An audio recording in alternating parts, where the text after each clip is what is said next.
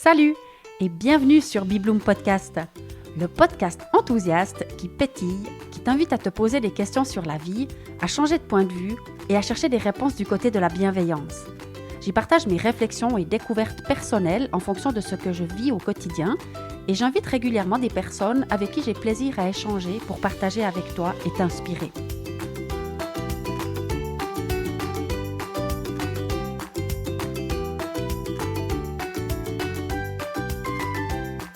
J'ai le plaisir aujourd'hui d'échanger en toute authenticité avec Stéphane Bessire. La vie l'a quelque peu bousculé ces dernières années en mettant un burn-out sur son chemin. Stéphane a su sortir grandi de cette expérience, comme tu vas pouvoir le constater. Retrouve-nous après le jingle pour découvrir son parcours. À tout de suite!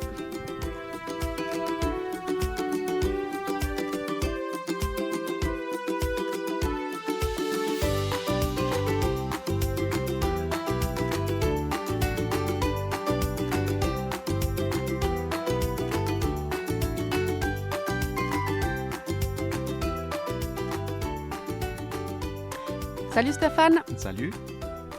Salut à toi, fidèle auditrice et auditeur de Bibloom Podcast. Alors, merci beaucoup Stéphane de m'avoir rejoint pour cet échange dont je me réjouis déjà beaucoup. Quelle bonne idée en tout cas tu as eu de venir enregistrer cette conversation dans la nature. Donc, nous sommes venus en Boulaire. C'est un peu chez moi ici. J'ai déjà enregistré plusieurs épisodes et puis je me sens vraiment bien. On a une vue extraordinaire. Et voilà, je me réjouis beaucoup. Partagez. D'après toi, Stéphane, qu'est-ce que la vie a manigancé pour que on soit là tous les deux aujourd'hui sur ce banc? Ça a commencé par une rencontre où j'étais un peu poussé par mon épouse pour prendre un cours. C'était une formation commune qu'on avait envie de partager, qui était j'arrête de râler sur mes enfants et mon conjoint. Et puis j'en avais vraiment besoin. C'est pas encore quelque chose d'acquis pour moi. J'ai encore pas mal de chantiers devant moi, mais voilà. Et puis après ça, je me suis laissé tenter par une autre partie de formation, Bibloom Free Yourself. Et puis voilà. Puis depuis, on est devenus, je pense, plus que des amis, presque de la famille. Oui, et puis, on peut dire ça. Et puis voilà, du coup, on partage quand même passablement de moments. Oui, c'est vraiment extraordinaire. Et puis là, on peut dire un tout grand merci à Ludmila, parce que si elle t'a forcé un peu là, c'est ce qui a fait effectivement qu'on s'est rencontrés. Et je ne sais pas si tu t'en rappelles, mais ça fait presque jour pour jour 6 ans. C'était en septembre 2015. Et comme tu dis, on est en effet devenus, au-delà de ces rencontres professionnelles, des amis et presque de la famille. En tout cas, vous avez été très précieux tous les deux et toute la famille sur mon chemin. Et aujourd'hui, en fait, moi, j'avais envie un petit peu de partager ou d'échanger avec toi concernant ton parcours, et notamment ce que tu as vécu il y a maintenant 3 ans. 3 ans. Donc, un burn-out que tu as fait. On va échanger là autour. Volontiers. Alors, raconte un peu ce qui s'est passé, ce qui t'a amené là, et puis on va voir comment tu en es ressorti, grandi, quoi. Voilà, je pense que j'étais une personne qui était aux yeux de l'extérieur épanouie et puis avec un projet de vie qui avançait, qui suivait son chemin. Mais au fond de moi, en fait, il y a, je pense, 5 ans en arrière, je me suis rendu compte que j'étais pas forcément en phase avec tout ce qui se passait autour de moi, mon environnement et autres. Et que j'étais un peu dans un rôle un peu bloqué avec certaines limites que je me mettais clairement, que ce soit le rôle de chef de famille, d'amener un salaire principal, de gérer conjointement 2 ados et autres. Et puis au niveau professionnel, d'avoir un job qui était porteur depuis plusieurs années, qui était vraiment quelque chose que j'adorais, mais qui au fil du temps s'est quand même un peu transformé avec passablement de choses qui se sont rajoutées au cahier des charges. Et puis une grosse réorganisation qui a fait que là, tout s'est un peu cassé la figure. Tout a basculé. Ouais. Et puis c'est vraiment là que je me suis rendu compte que j'avais un gros vide. En fait, tout mon équilibre était fait par le bonheur des autres autour de moi, que ce soit autant au niveau famille qu'au niveau professionnel. Et puis là, je ne l'ai plus du tout retrouvé. J'avais plus que le côté pression, stress, enjeu, et que j'ai perdu pied complètement. Et puis pour moi, ça s'est traduit par un arrêt, par un burn-out. Mais voilà, pour quelqu'un d'autre, ça aurait été peut-être un divorce, ça aurait peut-être été une autre étape, un internement. Voilà. Mais moi, Ouais. ça s'est passé comme ça. Et puis, du coup, j'ai essayé de rebondir. Je ne l'ai pas pris comme une fatalité. J'ai par contre clairement dit, entre autres à mon épouse, en disant, mais si je m'arrête, ce ne sera pas juste un arrêt maladie d'une semaine. Ce sera plus grave. Et puis, il y en a plusieurs qui m'ont fait comprendre qu'il fallait que je le prenne ce moment. Mhm. Et puis, ça a commencé par 9 mois d'arrêt total. Alors peut-être tu peux nous décrire un peu plus en détail comment ça s'est présenté, qu'est-ce que tu as ressenti, c'est quoi un burn-out, c'était quoi les signes pour toi qui ont fait stop. Comme j'ai dit, vu il y a eu quand même des signes avant-coureurs, c'est que d'abord par rapport au sens de mon travail, là, je pense qu'il y avait déjà quelques années en arrière qu'il y a certaines choses qui se sont un peu effritées. Donc après, j'adorais les activités que je faisais, ce que je pouvais mettre sur pied, mais il y avait quand même un petit manque qui s'est créé. Et puis plus proche de l'arrêt, c'était des surstress. Normalement, moi, je me couche, je dors en quelques secondes. Là, j'ai commencé à avoir des insomnies régulières.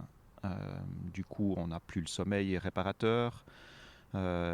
J'avais des angoisses, clairement, à plus pouvoir manger. Je ne suis pas un gros mangeur, mais là, ça devenait compliqué. Des envies des nausées, des envies de vomir, des vrais vomissements. Et puis chaque fois qu'on se couche, qu'on se pose, des jambes qui tremblent, des mal-être vraiment, des Ah oui. physiques. Des migraines à répétition, voilà, différentes choses qui tout d'un coup on se dit mais là c'est plus possible quoi. On n'arrive plus à s'alimenter comme il faut, on n'arrive plus à se ressourcer, à se reposer. Du coup ça c'était pour moi deux signes quand même très clairs quoi. Mhm. J'avais aussi quand même participé à une ou deux formations par rapport à cette thématique où là je me suis dit ouais je pense qu'il y en a pas, Ouais. j'ai pas qu'un critère, là j'en ai Yeah. plusieurs, il faut que je fasse Ouais. quelque chose quoi. D'accord. Et puis là alors un arrêt de 9 mois. Oui, Qu'est-ce alors qui se c'était passe par pendant étapes, parce ces... qu'un médecin ne vous arrête pas pendant 9 mois d'entrée de jeu. Donc il y a cette petite pression de se dire, mais quand c'est qu'on va m'obliger à reprendre, ou quand c'est qu'on va m'obliger à sortir de cette zone de stop. Et puis je pense que j'ai eu la chance ou l'envie vraiment de m'en sortir par moi-même. Je l'ai pas assez rapidement. Je me suis dit que déjà par rapport à ma famille, je voulais pas me laisser couler. Mhm. Donc tous les matins, je me suis levé normalement, rasé, habillé, voilà, la même chose qu'un rituel standard, comme si j'allais travailler. Oui. Même si après coup, je me couchais de temps en temps, je faisais des siestes, voilà, mais j'avais besoin, vis-à-vis des enfants entre autres, de ne pas me laisser abattre, quoi.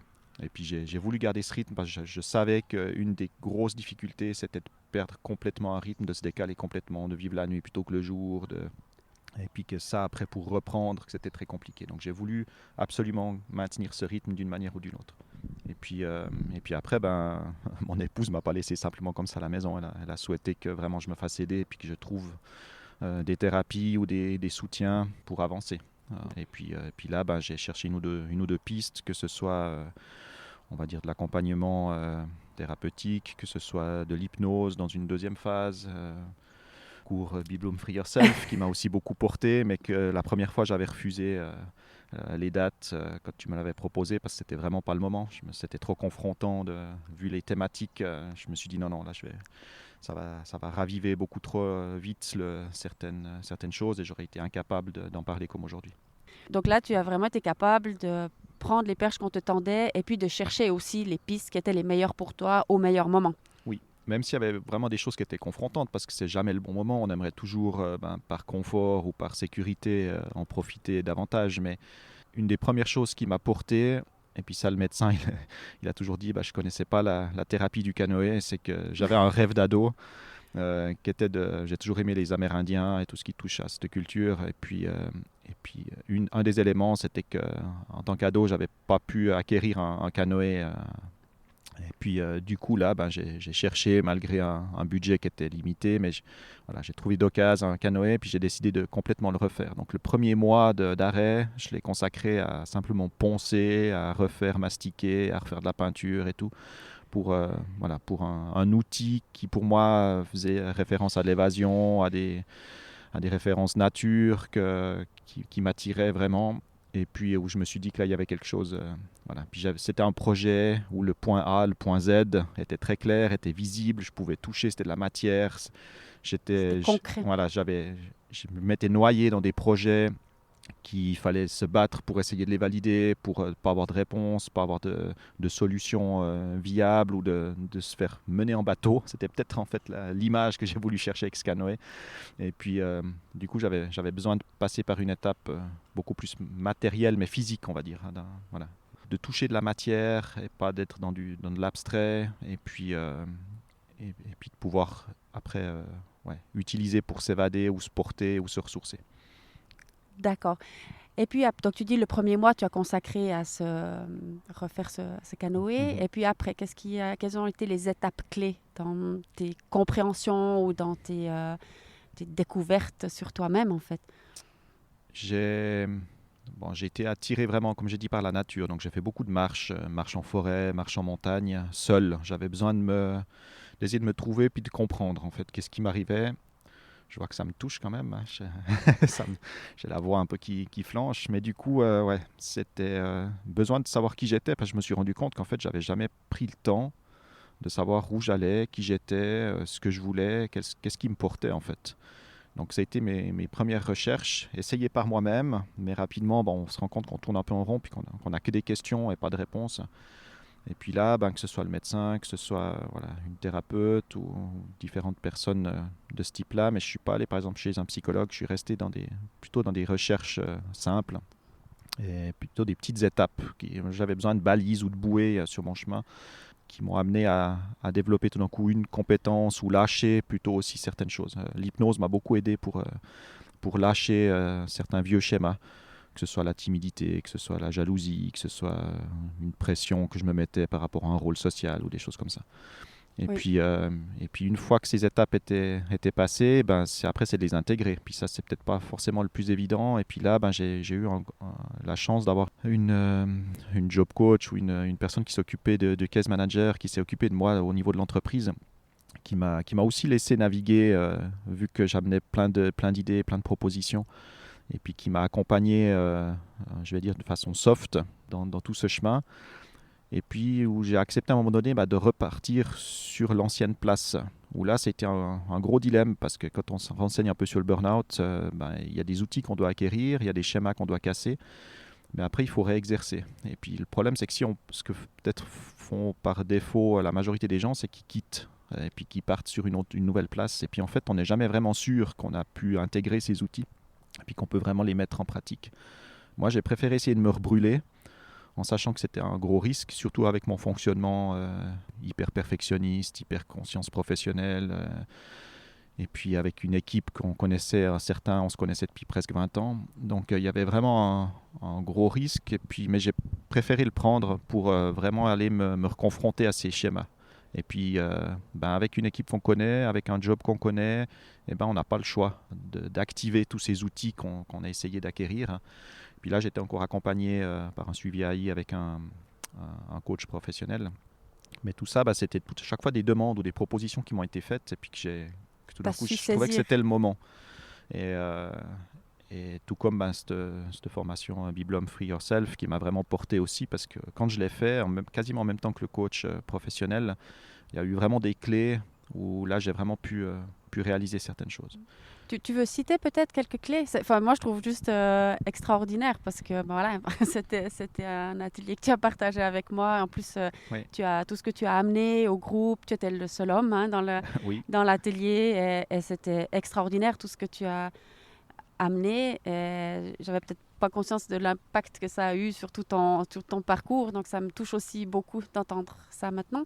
Mais peut-être, est-ce que tu peux préciser quelques informations ou quelques clés que tu as trouvées dans cet atelier-là? Alors une chose que je connaissais déjà mais que j'ai gardé et que je garde toujours, je pense que c'est un des éléments qu'au quotidien j'ai besoin, c'est la cohérence cardiaque, la respiration, l'importance de soit lâcher mais aussi se ressourcer. Donc ça, moi, c'est un des outils concrets que j'utilise encore, clairement.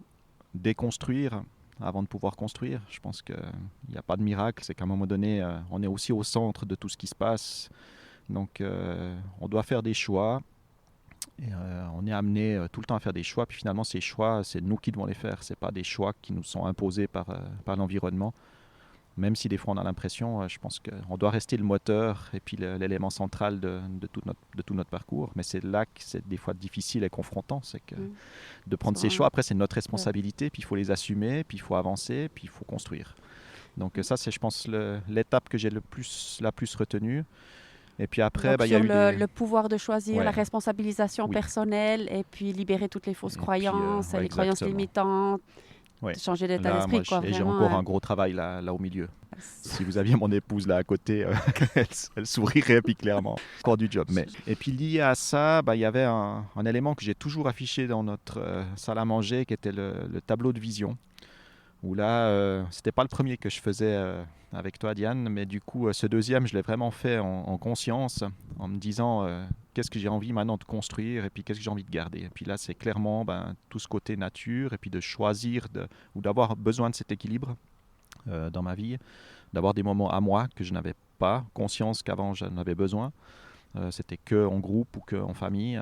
Et puis, du coup, voilà, c'était un des éléments qui est le plus ressorti.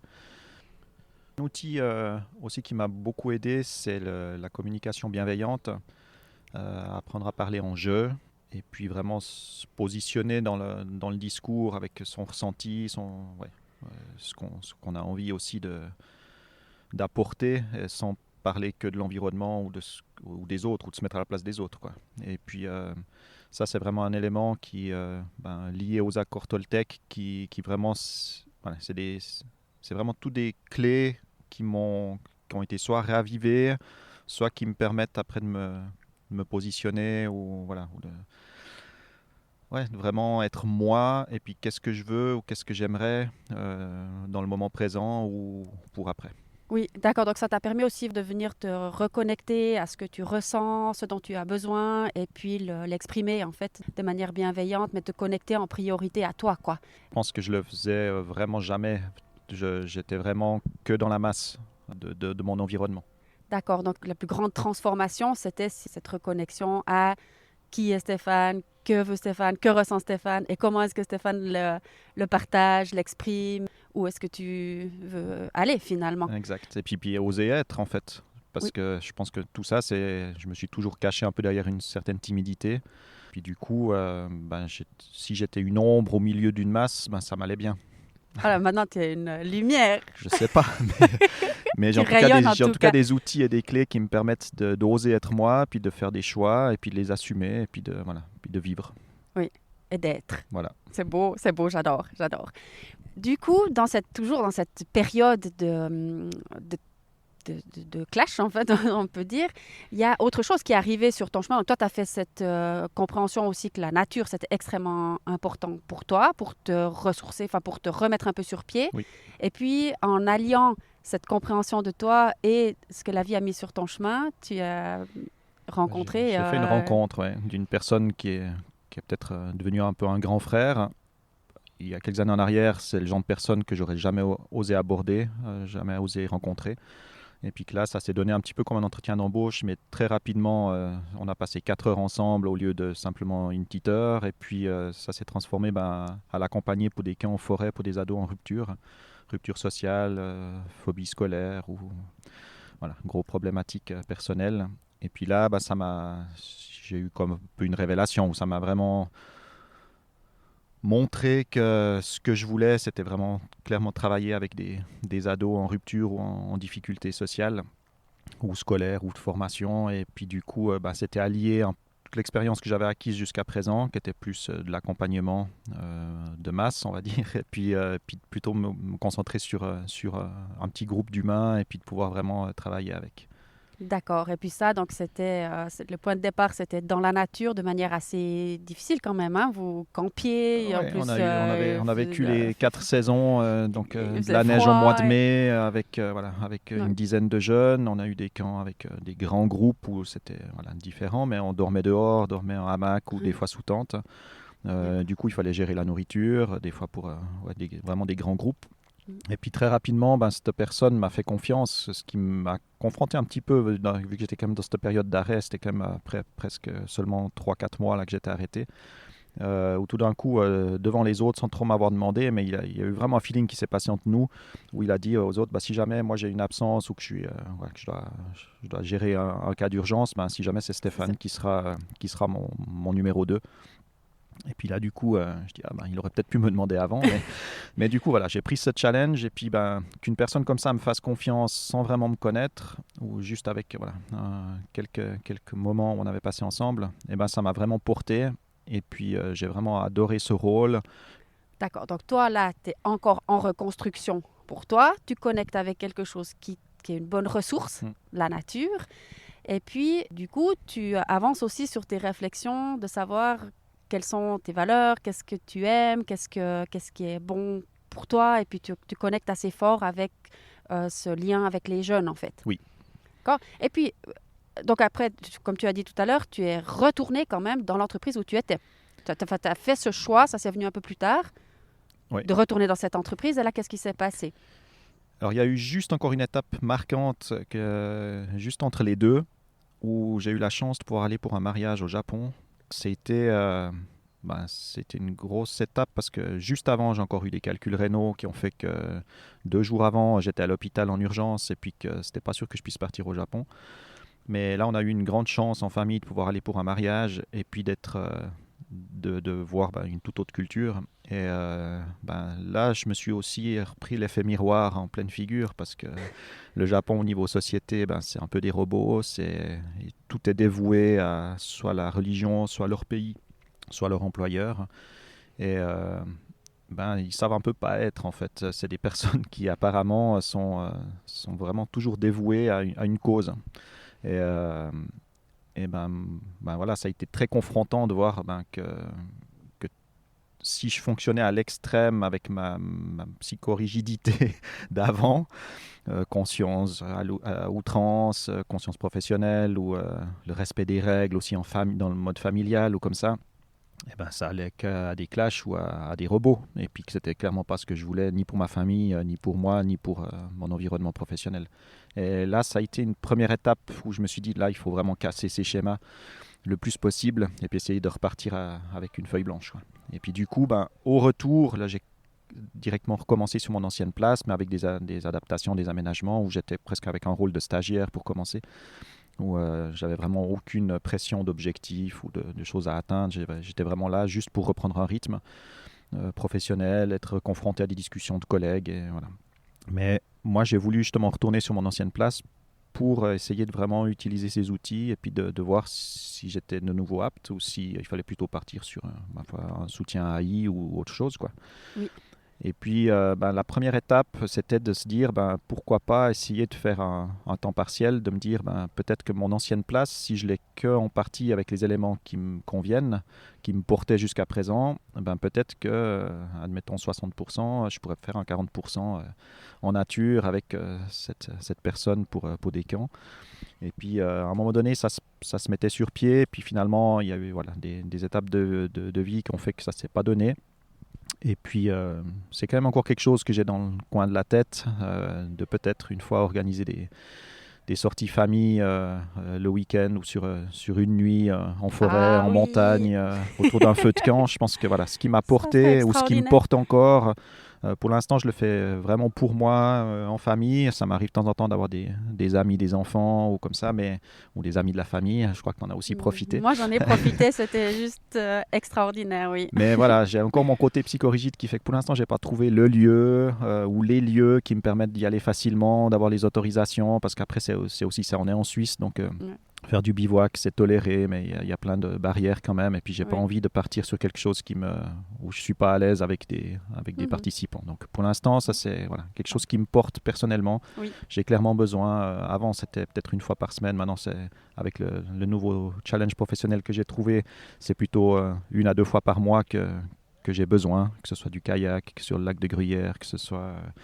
une balade en montagne, que ce soit simplement un moment dans un hamac avec se faire du café comme on a fait aujourd'hui avec la cafetière italienne en nature. Voilà, ça c'est des moments qui me ressourcent. Et puis j'ai aussi appris avant, pour moi, d'aller en montagne, c'était de prendre la voiture toute la journée, y aller en vallée, et puis il fallait planifier, il fallait organiser. Maintenant, j'ai mon sac à dos qui est toujours prêt à la cave. Déjà, j'en ai plusieurs, mais j'en ai autre au train, un peu sac aventure, avec toujours un hamac, toujours mon petit réchaud. J'ai juste à prendre une ou deux denrées avec. Et puis, des fois, une simple demi-heure, j'ai un ou deux coins autour de la maison où je sais que rapidement, je suis déconnecté. Je me pose sur mon hamac, je me fais un café ou je me fais une platée de rösti. Ou voilà, puis c'est ressourçant à outrance. Oui, c'est magnifique, vraiment. C'est quand même la plupart du temps dans la nature qu'on trouve les meilleures réponses et le bien-être quand il est vraiment lié Après, j'ai la pour chance beaucoup d'avoir d'entre nous à la nature, la quoi. famille que je voulais pas lâcher. J'ai voulu dans mes valeurs garder ma famille le plus longtemps possible. Donc, Oui, il y a eu aussi un clash sur la fin de où j'étais dans mon ancienne entreprise où un été, on était en vacances et puis il y a eu un gros clash où j'aurais pu tout casser. Et puis là, j'ai eu la chance d'avoir l'épouse que j'ai qui a souhaité me soutenir et puis continuer à trouver des solutions. Mais là, ça aurait pu, ouais, j'aurais aussi pu casser de ce cassé. côté-là. Et puis voilà, autant les enfants que mon épouse, on a souhaité continuer. Et puis Et puis voilà. là, vous venez de fêter vos... Je sais enfin, je plus. sais pas. Je crois que 27 ans qu'on est ensemble. Ouais. C'est exceptionnel. Ok, magnifique. En tout cas, oui, on vient de profiter d'un café italien là sur ce banc. C'est juste exceptionnel. Merci beaucoup d'avoir amené tout ça. Donc, tu retournes dans l'entreprise. Enfin, j'aimerais vraiment qu'on voit après Oui. où tu es arrivé, en fait. Comment tu es retombé sur tes pattes. Donc, tu retournes dans cette entreprise avec des aménagements à temps partiel et tout. Et puis là, il y a encore des étapes quand même assez... Marquante ou confrontante. Ouais. voilà. Où marquantes. gentiment, tout d'un coup, je me ressens happé par des anciens schémas qui refont surface et puis que je dois lutter pour pas me faire embarquer dans ces anciens schémas. Et puis qu'à un moment donné, clairement, j'ai des discussions avec mon épouse pour me rendre compte que je sens que je me refais tirer contre le bas et puis que j'arrive pas ouais, que ce sera vraiment une lutte ou un combat et puis que je peux plus. Ça J'ai jouera pas envie plus. de retrouver ça. Donc, c'est beaucoup de discussions. C'est clairement une notion de dire, ok, je vais partir. Mais quand on a maison, famille, deux ados et tout ça, voilà, on a le salaire principal qui était quand même bien. Donc, voilà, on est en Choix Suisse, il y a des difficile. choix difficiles à faire. Donc, même dans un processus de choix, avec tout ce on a expliqué, voilà, c'est quand même très confrontant, puis on ne fait pas ça du jour au lendemain, quoi. Du coup, j'ai commencé à chercher, en me disant, ok, je me mets à faire des postulations, à chercher, à définir qu'est-ce que je veux. Et puis, mon rêve, c'était de travailler dans un semestre de motivation, dans une structure jeune ou structure de transition école-métier. Et puis, j'ai commencé à chercher, de faire des démarches dans ce sens-là. Mais avec le recul, clairement, on n'a pas le couteau sous la gorge. Quand on a le confort, l'oreiller, un peu de paresse du salaire qui tombe Et tous un les emploi, mois, et oui. un Ouais. emploi qui est quand même, voilà, qui avait plein d'avantages, de se dire, ouais, je suis qui pour oser casser tout ça. Et puis, alors qu'il y a des personnes qui cherchent, qui ne trouvent pas, ou qui sont, voilà. Et du coup, j'ai essayé pendant 3-4 mois de me dire, ok, maintenant je me focalise mon intention, mon énergie sur la recherche d'un nouvel emploi, mais je garde cette sécurité. Et puis ça venait pas, ça marchait pas, il n'y avait pas d'opportunité. Et puis du coup, après ce clash, le fameux été avec la famille, je suis rentré en disant, maintenant c'est bon, cette pression financière, tant pis, advienne que pourra, on trouvera des solutions. Ma foi, si on doit quitter la maison, on quittera la maison. Si on doit, voilà, on cherchera des solutions ensemble, en famille, vu que c'était une cellule que j'avais envie de garder. Et puis du coup, on va continuer à avancer. Et puis là, j'ai donné ma démission. Personne ne comprenait. C'était le deuxième clash avec mes anciens collègues, avec le boulot, en disant, mais ouais, pas toi, qu'est-ce que tu nous fais? On comprend, mais Mais comment quand c'est même. possible? Et puis, la même chose que comme je m'étais arrêté pour le burn-out, j'ai dit non, mais là, j'en Stop, peux quoi. plus. J'ai pas fait tout ce chemin pour revenir sur mon ancien chemin, mon ancienne route. C'est plus l'autoroute que je veux. Je préfère prendre les chemins de traverse, reprendre un petit sentier de nature pour me battre, quitte à ce que je traverse un champ de ronces et puis que ce soit un peu galère quelque temps. Et puis là, après, c'est un petit peu la course contre la montre parce qu'effectivement, après, il y a des démarches chômage et autres. Et puis, c'est ce que j'ai fait. Et puis, finalement, je pense que si on reste bien ancré, bien sûr de soi, avec qu'est-ce que je veux, quelles sont mes valeurs, qu'est-ce que je suis d'accord de garder, où c'est que je suis d'accord de lâcher, et j'ai réussi à trouver ma solution de rêve avec un petit challenge supplémentaire, c'est que je me retrouve chef d'une équipe dans une structure d'insertion pour des jeunes, avec une équipe juste géniale. Toutes mes valeurs ont l'air de transpirer dans cette mesure d'insertion, où chaque fois dans les discussions, ce qui ressort, c'est la bienveillance, c'est l'écoute, c'est la participation active de tout le monde au projet, à pouvoir amener ses idées, à pouvoir partager. Voilà, donc on essaye d'avoir une collaboration ou une entité vraiment collaborative et puis soutenante, et vraiment dans la bienveillance avec les participants, avec toutes leurs difficultés qu'ils peuvent avoir rencontrées sur leur parcours, puis à essayer d'amener tout ça. Et puis quand on a les premières pépites, pour utiliser un terme que tu aimes bien, c'est quand on a des jeunes qui disent vous savez monsieur, ça fait des années que je fais plus du tout confiance à des adultes, et puis je sais pas pourquoi, mais avec vous ça passe. Waouh! Donc voilà. Ça fait waouh! Ah, puis ça te met beaucoup d'émotions, c'est extraordinaire. Mais vraiment bravo, quoi, Stéphane, parce que là, tu montres. Je me rappelle très bien aussi d'une discussion qu'on a eue avant que tu oses lâcher cet emploi. Et puis, c'était pas mûr pour toi, quoi. Mais, et pour finir, quand c'était mûr pour toi et c'était ta décision à toi, tu l'as fait, tu as démissionné, tu as osé faire quelque chose que beaucoup de monde n'ose pas. C'est pour ça que je trouve important qu'on ait cette discussion. Peut-être ça va inspirer des gens de savoir, à un moment donné, reconnecter à soi, se reposer des questions, et puis oser lâcher ce qui doit partir. On ne peut pas mélanger tout. Tu ne trouvais pas un nouvel emploi en restant dans l'ancien. Tu as osé le faire, tu as été courageux. Puis après, tu as quand même dû te bouger, quoi. Je veux dire, tu as clarifié ton but, tu as pu, en mélangeant, j'aime beaucoup aussi dans ton parcours, c'est que tu as mélangé tes besoins, tes expériences quotidiennes, ce que tu as découvert dans ton voyage au Japon. Donc, tu étais toujours dans la réflexion. Chaque chose que tu as vécue, ce camp que tu as fait avec les jeunes, chaque chose que tu as vécue, t'a alimenté ta réflexion, t'a permis d'aller vraiment clarifier le but, les valeurs, qu'est-ce qui est important pour toi, qu'est-ce que tu veux, et puis vraiment mettre l'intention sur le job pour toi. En plus, toi qui te disais pas être carriériste, être plutôt timide, et qu'est-ce que tu trouves? Un emploi où tu as la responsabilité d'une équipe qui correspond parfaitement à tes valeurs, et qui est très challenging en fait, quelque chose que tu n'avais jamais fait. Et tu découvres, enfin tu trouves en plus ce job-là en plein Covid. Ouais, c'était vraiment particulier, quoi, d'oser donner sa démission sans parachute derrière, et puis effectivement de vivre ces étapes de sélection dans la première partie de confinement où en fait il n'y a pas eu de visite possible. J'étais censé aller voir la structure, rencontrer les jeunes pour me faire une idée du public, voir l'équipe surtout aussi avec qui je devrais travailler. Et puis tout ça, ça n'a pas été possible. Donc j'ai dû faire ce choix de prendre ce challenge en me disant je ressens que c'est fait pour moi, que c'est une opportunité, il faut que je la saisisse, et puis je peux pas me permettre de dire non à celle-ci, quoi. Il y avait tellement d'éléments qui correspondaient à ce que je cherchais que j'ai dit c'est la bonne. Oui, mais moi je trouve ça tellement exceptionnel, quoi, parce que quelques mois plus tôt, on te proposait de retourner sur ton ancien job à temps partiel, à accompagner et tout, et ça c'était finalement un peu compliqué. Et puis là, comme tout est juste, tout est aligné, tout est réfléchi, tout est en lien avec tes valeurs, avec tes besoins, avec c'est la conclusion de tout le travail que tu as fait sur toi, eh bien, tu te lances dans quelque chose complètement inconnu. Il y a combien de personnes dans ton équipe? 7 personnes, plus à peu près une trentaine de jeunes, 30 à 36 jeunes. Oui, et toi, tu es à la tête de ça et tu te lances là-dedans sans filet, sans même avoir pu visiter. Et c'est juste, et tu sais que tu peux le faire. Et puis maintenant, ça fait un peu plus d'une année que tu es dans cet emploi-là et on sent que c'est juste pour toi, que tu es épanoui, que c'était vraiment les bons choix. Et puis, tu as aussi fait le choix de travailler à temps partiel.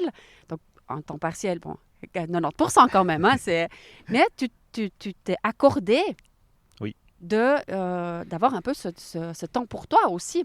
Alors, c'est pas forcément toujours simple dans le fonctionnement familial, parce qu'au niveau financier, ça fait une grosse différence. Mais au final, autant être bien dans ses baskets, d'être soutenant, d'être en phase personnellement. Après, ça veut dire qu'en famille, ça va beaucoup mieux.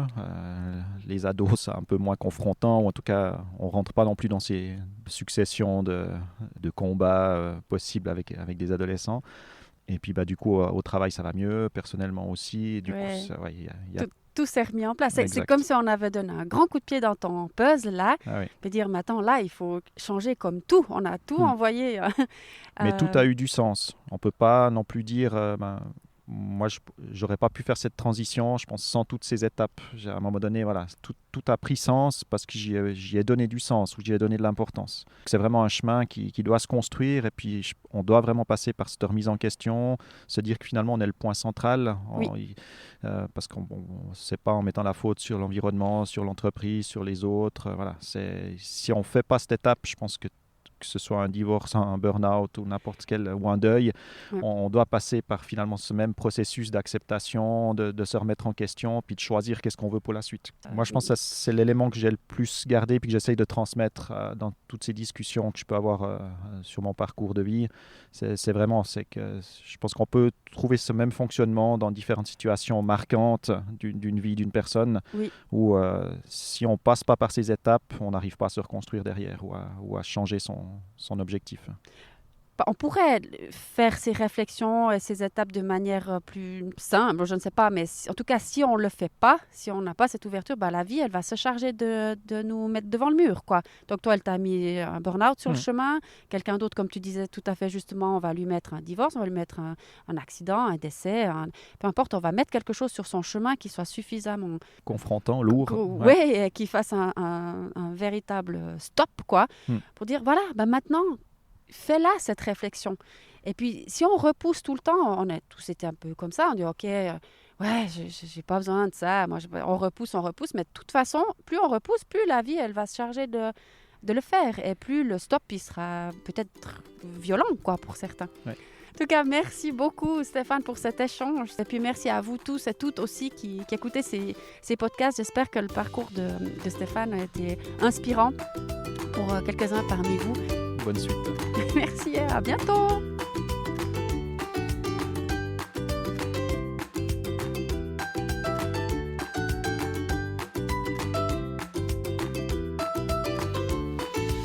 Et si toi aussi, tu as fait un virage à 180 degrés dans ta vie ou qu'il y a quelqu'un de ton entourage dont le parcours est inspirant, contacte-moi par mail à diane@bibloom.ch et je me ferai un plaisir de venir cueillir ton histoire et la partager avec les auditrices et auditeurs de Bibloom Podcast.